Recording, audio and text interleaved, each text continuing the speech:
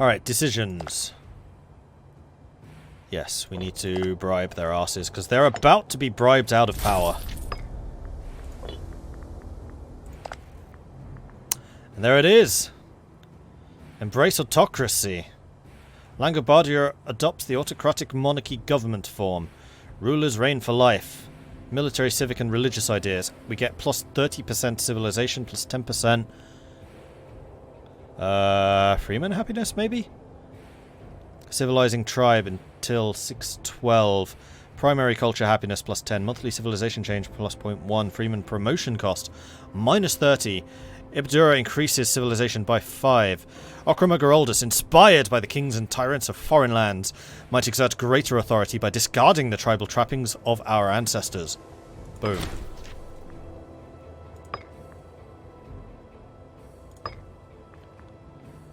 And here we go. A new government form. So we will need to replace the entire government. We have an heir. This is now hereditary. This is no longer a clan system. This is the first time I'm playing with a monarchy, by the way, so this is entirely new to me. Because Rome is a republic. We can choose the new ideas, which is going to cost us oratory power. We have a new system of laws, which we need to start from the beginning for, so I suspect my economy is about to tank because my trade laws have changed. Let me just double check that we are still on the mercantile stance. We are. That's the important one. National commerce income plus 25% is a huge amount of commercial income. We have an unmarried ruler, so we need to get married. We have a bunch of people who need power, and also... You are still loyal, cat. Alright, let's do the titles first of all. And then we have the successors. So we have my kid. First son of the ruler. This is a primogeniture. I think. Might be a... No, I don't think it's Gavelkind. Might be Gavelkind. He is 3 years old, and he sucks. But then again, he's 3 years old. Duomogun Geraldus, Hrogric Geraldus, and then Walram Geraldus are all pretenders, so their loyalty is actually not terrible. They're okay right now. Brother of the ruler, plus 200. And then the popularity and prominence factor in beyond that. Okroma Geraldus is his supporter. He's got 35 supporters. So I guess if he decided to press that claim, 35 people would rise up with him. We have 100% legitimacy, which is going down at the moment because our pretenders have a lot of supporters. Maximum loyalty is increased by 50.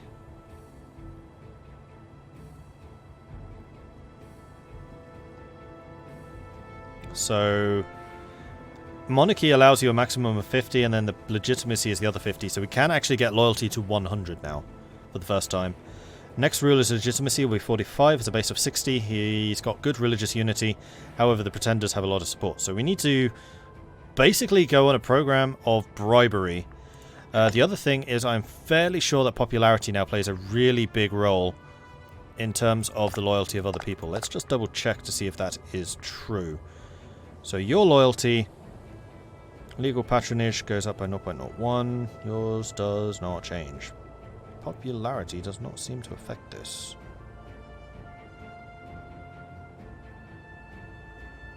And tyranny reduces it. We also need to choose which roles for all of these people.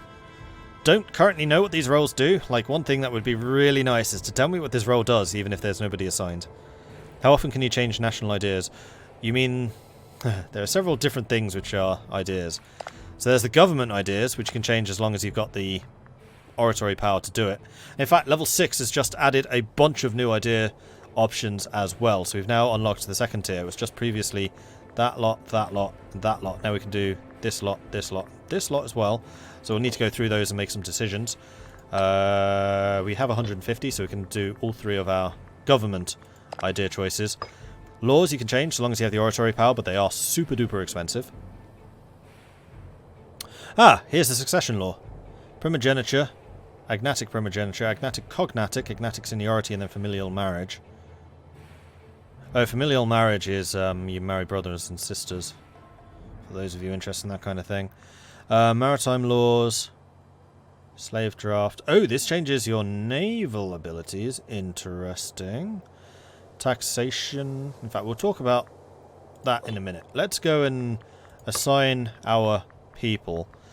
So, you are high level of religion. So if I turn you into the philosopher or the high priest... if I even can. I can. That would potentially tie you to us.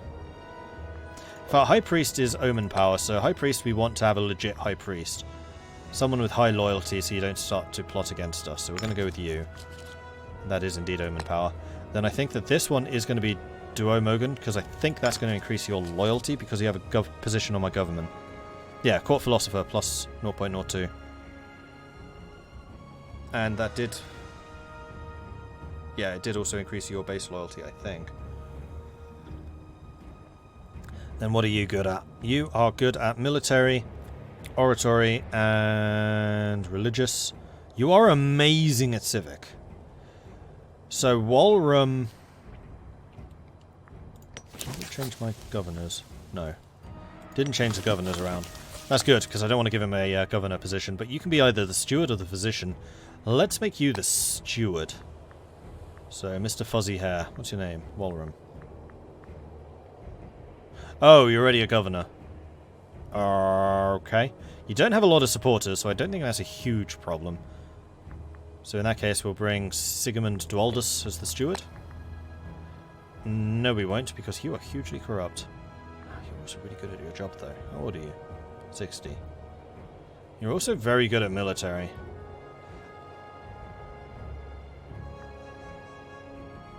See, this is the problem. I want to know what steward does. Are you going to be worth the huge wage that you're going to be commanding? At least you're not a governor. National tax rate. Yes, you are worth a huge corruption. So you're basically embezzling. And then the physician is going to be someone who's just got really high loyalty. And I think probably worth bribing just to keep you on my side. Alright, the Chancellor. High oratory. You are corrupt. You are super loyal, but you are better. Chancellor is probably something to do with loyalty. Nope, that's aggressive expansion. Alright, Royal Tutor. Sacrifice of the Gods cost. Oh, stability cost. Right, our stability stinks. And that's reducing our legitimacy. It's also reducing the loyalty gain chances, the army thing. It's reducing my tech, which sucks. And also the primary culture, happiness and unrest.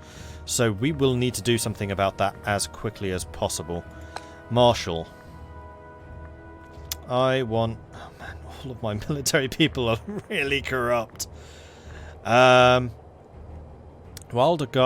Dagaretius. I'm going to make you the Master of the Guard because you have no prominence and no popularity. You are very unlikely to stray. You increase morale of armies by 7%. That's actually a very important position. Okay. And then the Marshal. I think we're going to make you the Marshal. That reduces mercenary maintenance. Okay, so as a monarchy, we're expecting to use more mercenaries, I think. Any advice on which are good of those ideas? We'll talk about that in a minute, Mean Wolf. Because I need to make a decision about what I want to actually adopt as well. Okay, so you are the least loyal. You also have the most supporters.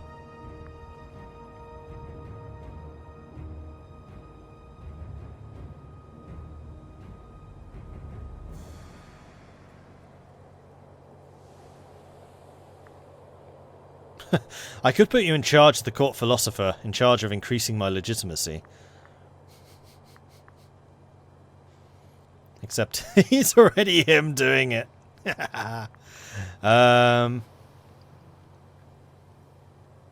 You could also be my physician, but that sounds like it would be a terrible thing for my health. Make you the royal tutor. You know what, let's go and spend points sacrificing to the gods so that we get the stability of 0, which should be able to offset any immediate problems. Then I'm going to change the royal tutor to being Roderick. If I can.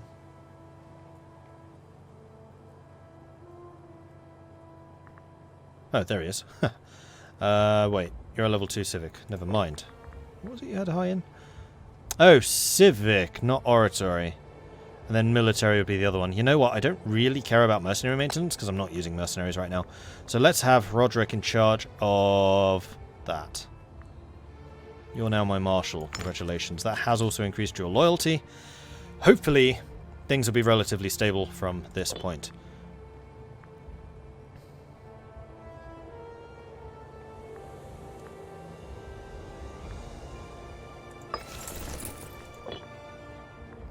And I think I'm going to keep a bit of money in the bank until my heir is of age. So I think I'm going to keep 500 in there just in case we do need to raise mercenaries in a hurry. Okay, laws. So, if we maintain one military idea, one civic idea, and one religious idea in each of these slots, then we will unlock this bonus, which is the national slave output. And we'll also generate +2 points in every single monarch point category. So keeping that is pretty important. So, military idea. We have a choice of morale of armies +10%, morale of navies +20%, trireme cost -25%, national manpower +10%, reinforcement speed and army morale recovery, or siege ability +10. I'm going to go with the morale of armies because I haven't been doing very much sieging. If we were in a lot of offensive wars, we'd probably want that because it would save us manpower, or possibly the manpower modifier. But the battles we've been fighting have been mostly on the field, and we have a lot of forts, so I think we'll do that. Then the civic ideas, we can have build cost and build time reduced by 30% each. Building slots +1, so we can just build more in more places. National commerce income +20%. Capital import routes +3.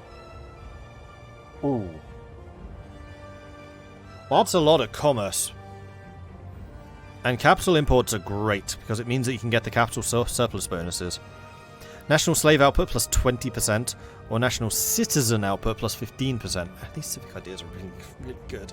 Probably better than the military ones, by the way I play. So, I'm really tempted by this. Because our capital is a really good trade hub.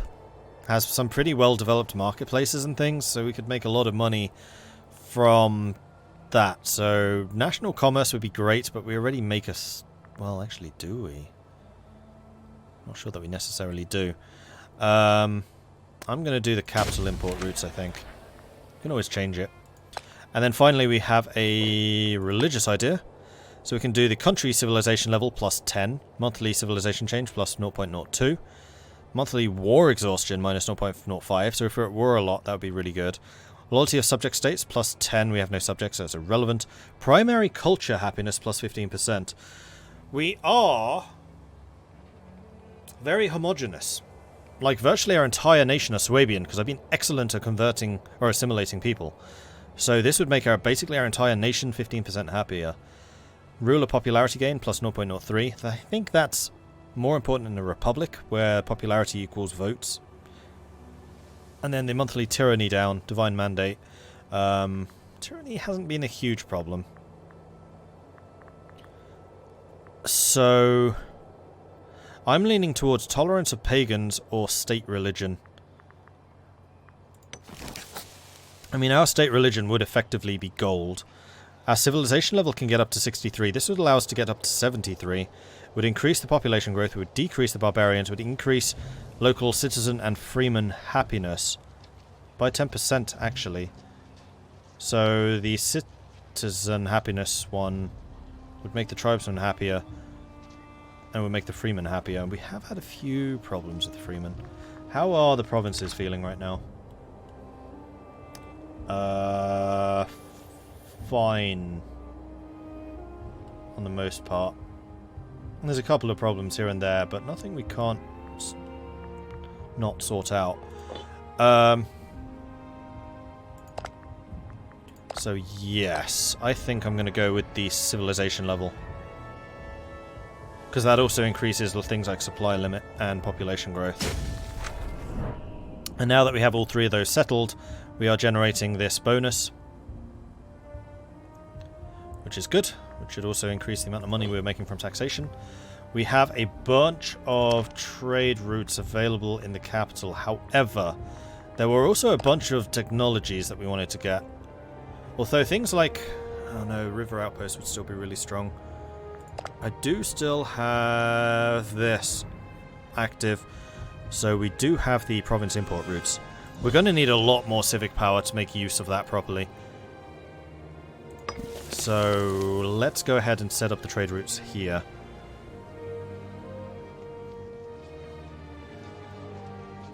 Additional amber would get us more taxes. Citizen happiness. Well, actually, let's just see what's available. We can get horses, which would get us more light cavalry discipline if we had the surplus. Fish would get us freeman happiness. Oh, that could be very useful, actually. Freeman promotion cost, slightly less so. We've already got that one. Wine would be army maintenance. Salt would be maintenance. Stone would be build cost reduction. I think we're going to go for the fish. Make the freeman happier. Also increases population growth, and we already have one source of fish. So let's go ahead and secure a second. So we now have the capital bonus coming in. Both coming from the same province. We need to not go to war with Cyrenacia. And then we have two more. Hemp increases, trireme offense, which we don't really need. Build cost could be good. Now, are there any goods that we want to have? Wine would make local freemen happier. Dyes would make citizens happier.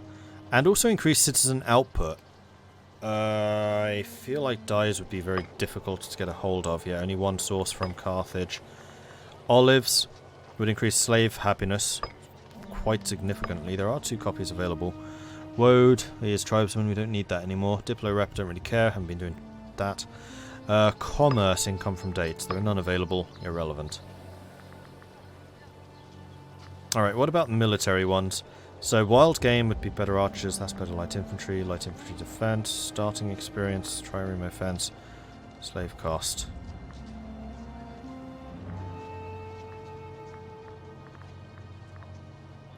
Right, and then iron would also be heavy infantry defense, discipline. Horses would be light cavalry discipline. I think securing a second source of iron in the capital would be really strong. So I think what we need to do is dramatically increase the output of Moronis. And then sell that here.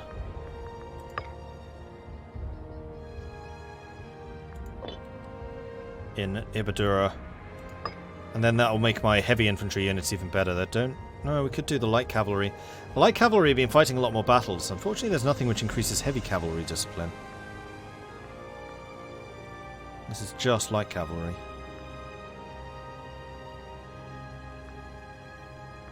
Yeah, we're going to do the iron with dwarves. Like, I think the optimal choice here would actually be horses for the light cavalry because they have been really good for us. But we're frickin' dwarves. So let's start moving population to Moronis.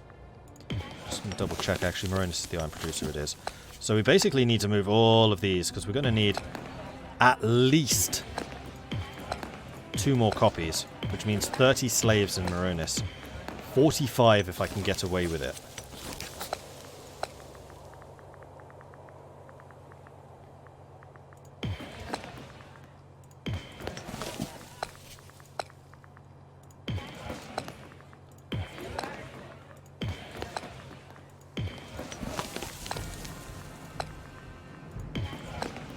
Thankfully, moving slaves is super duper cheap.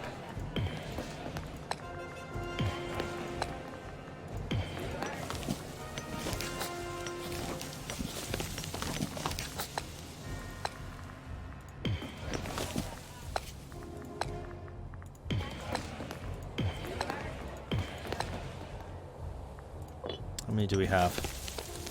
29. One more, we would have 30. That would be the 2 extra copies that we require. And then the third one basically would be the export. So we're going to trade route. We're going to... Right, we need more. Of course we do. Need more civic power for this. Civic power is going to be a problem.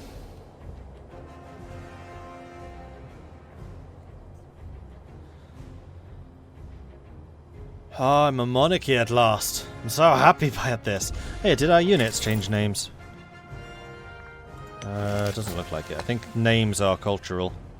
Yeah, names are cultural, so because we're Swabian, they don't change. If we were Greek, then they would be phalanx.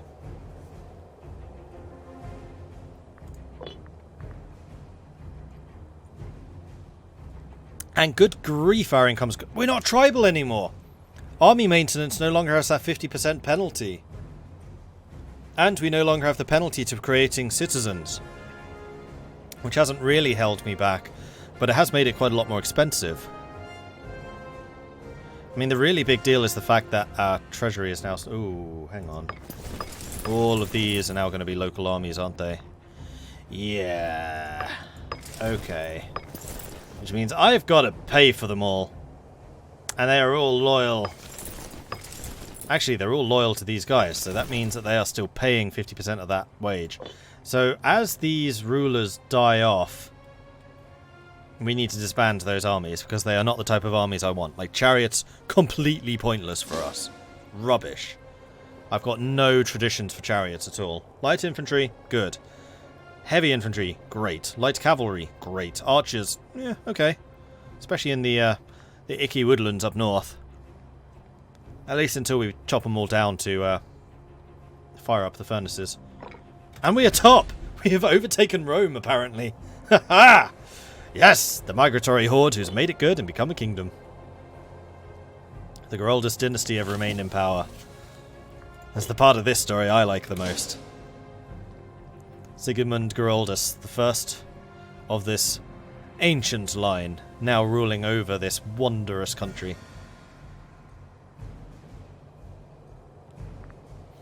No, we need one more month. So, beginning of February, we can start importing some of the new iron.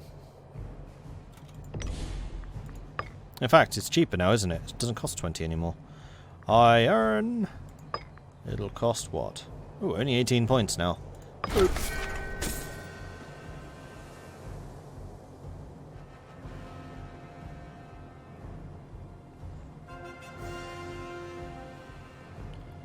Why do I have that bonus? I don't. That's a mistake. And that doesn't count as an export, does it? No, but we are going to export iron to one of our neighbours. And these are going to be worth a lot of money. Sweet. And like I said, we want to have the main one, and then we also want to have the capital surplus.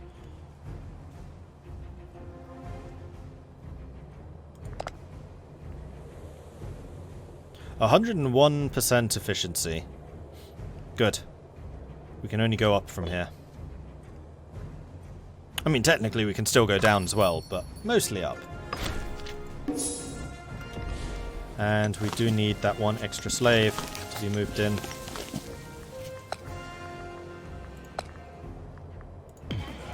Alright, Moronis is 2, so you can export that to Siscapathia next month.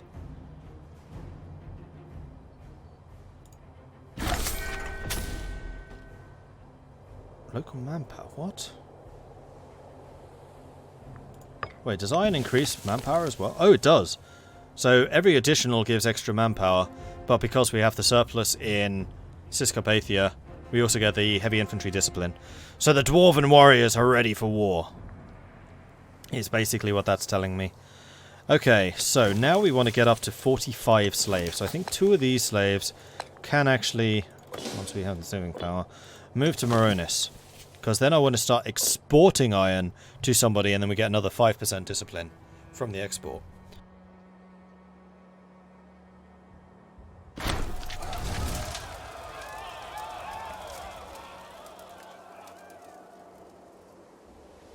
Good grief. It finally ended. Finally! See you, last man. Civil war in Moria has finally come to an end, with the treasonous forces of Mahinda Nanda utterly crushing the loyalist forces led by Ashoka Maurya, the besieger and his rebellious conspirators. Ooh, wow, Mahinda is really good. And there we are, Maurya is re-established. The Ming explosion is over. Sorry, the Maurya explosion is over.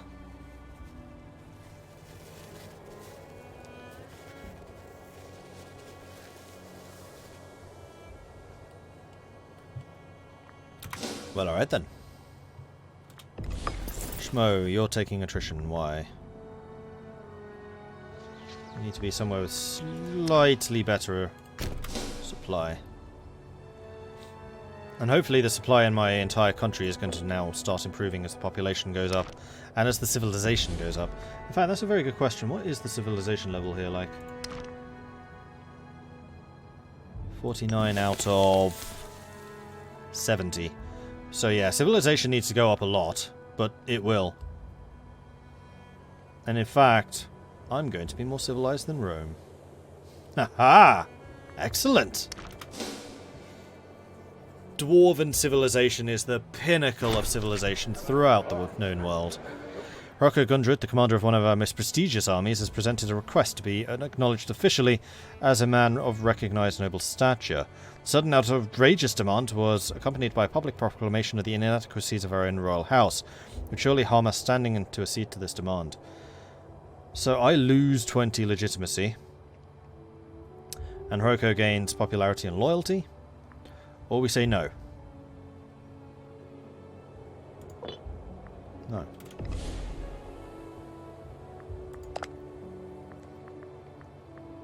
He's not one of the pretenders. And our kid's getting loads of supporters now, so his legitimacy is looking better. We are losing legitimacy because there is still a lot of support for these guys.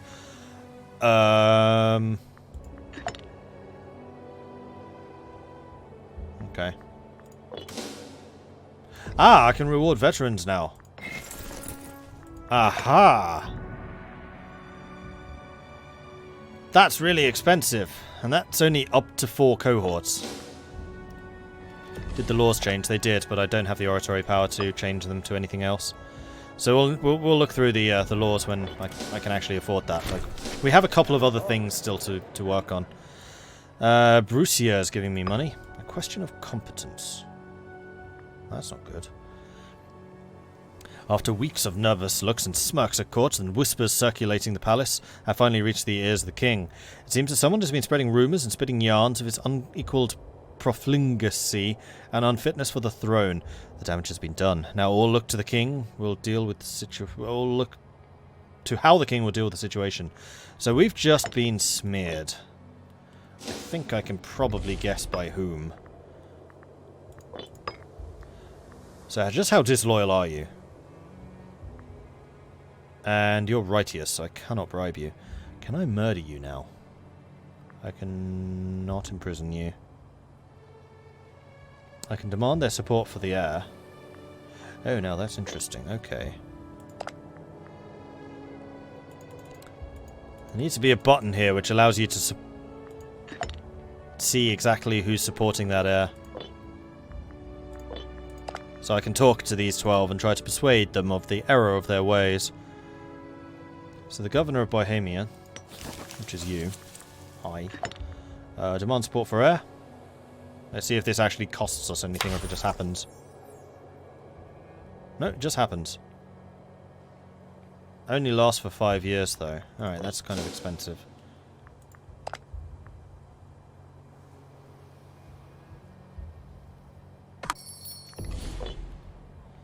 Military access from Osnion, sure.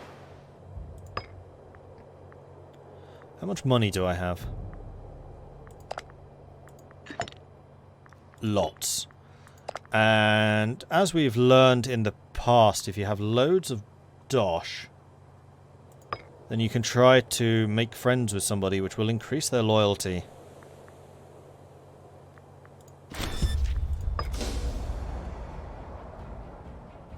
but it does cost you personal wealth. Personal, not national. Like this. Rocco Gundred is the target of a brazenly outspoken critic who's been provoking his ire for some time. It seems the Loudmouth is protected by the political opponents of Rocco and believes himself to be untouchable. This could be an excellent opportunity to impress Rocco. A few bribes and some thugs will solve this. Or this is beneath us. We'll make a small amount of progress. We do gain tyranny, which is a bit unfortunate, but we also burn tyranny off.